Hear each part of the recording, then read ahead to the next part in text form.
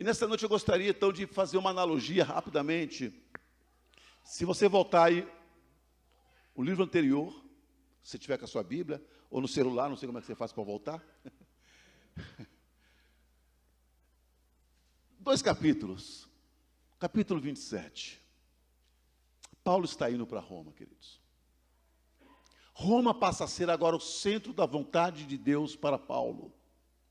Paulo anela chegar em Roma. Paulo tem desejo de ir a Roma, e era tanto desejo de ir a Roma, amados, que lá no capítulo 20 de Atos, ele passa por Éfeso, se despede dos líderes da igreja em Éfeso, e ele diz assim: agora estou indo para Jerusalém, e todo lugar por onde eu passo, somente me diz o Espírito Santo que chegando em Jerusalém, me esperam prisões, açoites, dificuldades, mas também o Espírito Santo diz que depois de Jerusalém, eu vou compartilhar lá, eu vou pregar, eu vou chegar em Roma também. E é maravilhoso isso, amados. Eu queria que você pensasse comigo aqui, qual é a tua Roma? Qual é o objetivo que Deus tem colocado no teu coração para você chegar lá, para você alcançar? Qual é a tua Roma? Para Paulo, Roma era o centro da vontade de Deus. E a pergunta que eu faço aqui, nós estamos entendendo qual é o centro da vontade de Deus para nossas vidas? Estamos dispostos a pagar o preço que for para chegar a Roma?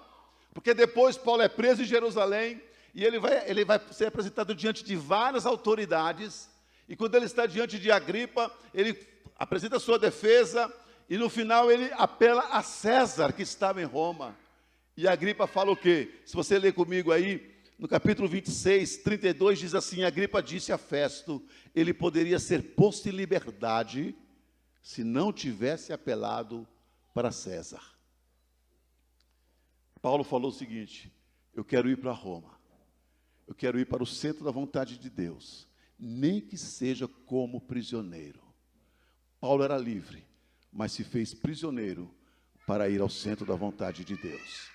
E é inevitável nós fazermos uma comparação com Jonas, alguns anos atrás, cronologicamente, alguns quase séculos atrás, quando Jonas, no mesmo mar, na mesma situação, mar Mediterrâneo, ele é chamado por Deus para dizer, e Deus disse para ele: Jonas, eu quero que você vá pregar a Nínive, eu quero que você vá pregar para os ninivitas. E é interessante a gente atualizar o mapa, né? Nínive hoje é uma cidade no Iraque chamada Mossul, na cidade onde nasceu o Estado Islâmico, que tocou o terror até pouco tempo atrás. Naquele tempo, Nínive já estava nos planos de Deus, e até hoje continua nos planos de Deus, amém, amados? É assim que Deus trabalha.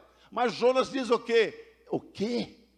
Eu vou para Nínive, capital do Império Assírio, esse império que tem oprimido Israel, esse império que tem sido tocado terror aqui na região. Eu, toda a minha vida, tenho crescido, eu tenho escutado de que eles podem chegar a qualquer momento, e onde eles chegam, eles matam a família sacerdotal, eles matam os governantes. Eu não quero ir pregar para essa gente. E quem lembra da história? Ele pega um navio que vai para Tarsis, que provavelmente era na Espanha. A mesma geografia, o mesmo mar. Enquanto Paulo está disposto a ir como prisioneiro para Roma, para chegar em Roma, Jonas usa da sua liberdade para fugir de Deus. Eu sempre falo isso, nunca vi isso, amados. Para mandar missionário é só Jesus na causa. Mas o cara, para fugir de Deus, paga a passagem, irmão. Está lá, Jonas pagou a passagem no navio, irmão. E aqui a gente começa a pensar, o que você tem pagado, qual o preço que você tem pagado para fugir da vontade de Deus, do centro da vontade de Deus.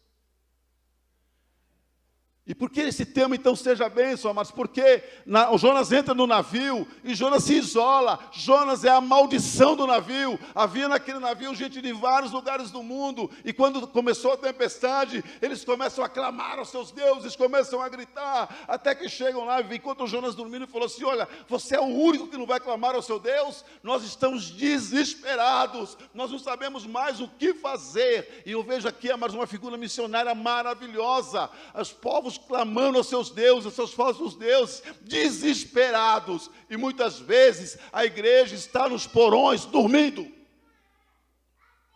fugindo de Deus. a despeito de toda a liberdade, prefere se calar. Em nenhum momento durante a tempestade de Jonas ora, Bruna, ele fica calado. E quando perguntam para ele, ele fala assim: eu sou a causa desse problema. A solução é vocês me jogarem no mar. Sabe o que o Jonas está dizendo? Deus me mandou para Nínive, aquele povo que eu odeio. Eu prefiro morrer. Eu prefiro ir para o inferno do que ir pregar para aquele povo. Porque no céu de Jonas não cabe diferentes. No céu de Jonas não cabe inimigos. E nós temos que ter muito cuidado, amados, que essa, de certa forma, é a teologia que nós estamos vivendo em vários lugares do mundo, e no Brasil também, uma teologia política. Eu não gosto desse, eu não gosto daquele, eu não gosto daquele povo, eu não quero orar, eu não vou ajudar, eu não vou ser bênção.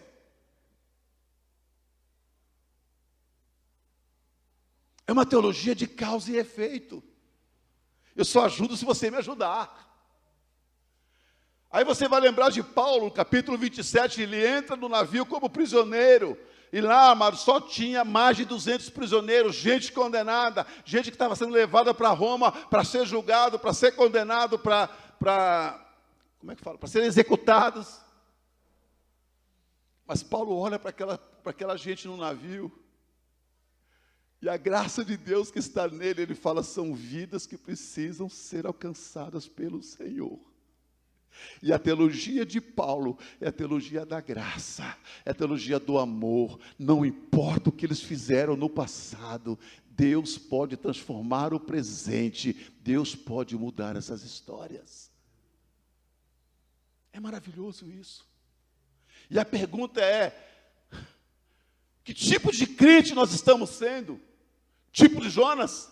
Que é maldição, que é uma pedra no sapato onde ele está, gente que só atrapalha, gente que só complica, gente que quer fugir da vontade de Deus, ou nós somos como Paulo, que manifesta a graça de Deus, onde quer que passa, onde quer que esteja, ele manifesta a graça de Deus. Que tipo de crente somos, amados? E pensando em tudo isso, me veio uma pergunta, mente. Como ser bênção no meio do caos? Como ser bênção nesse mundo caótico que nós estamos vivendo, que parece que as tempestades não acabam nunca, né, pastor? É uma tempestade atrás da outra. E tem muita gente querendo pular do barco. E eu pergunto assim, o mar está revolto, se você pula para o barco, você vai cair onde, irmão? Está entendendo? Fica no barco. Segura a onda aí.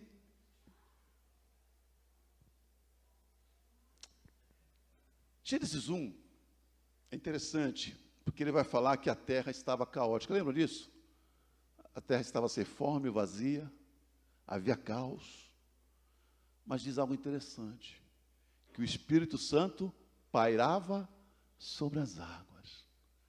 Se a gente pudesse atualizar isso, nós podíamos dizer assim, que o Espírito Santo estava surfando sobre o caos. Essa é a especialidade do Espírito Santo. Ele tem controle sobre os caos. E ele vem para trazer paz, ordem. E nessa noite o Espírito Santo está aqui, surfando sobre essas tempestades que tem cometido sobre nossas vidas. E ele está dizendo para mim e para você, não se desespere. Não se desespere. Creia nisso.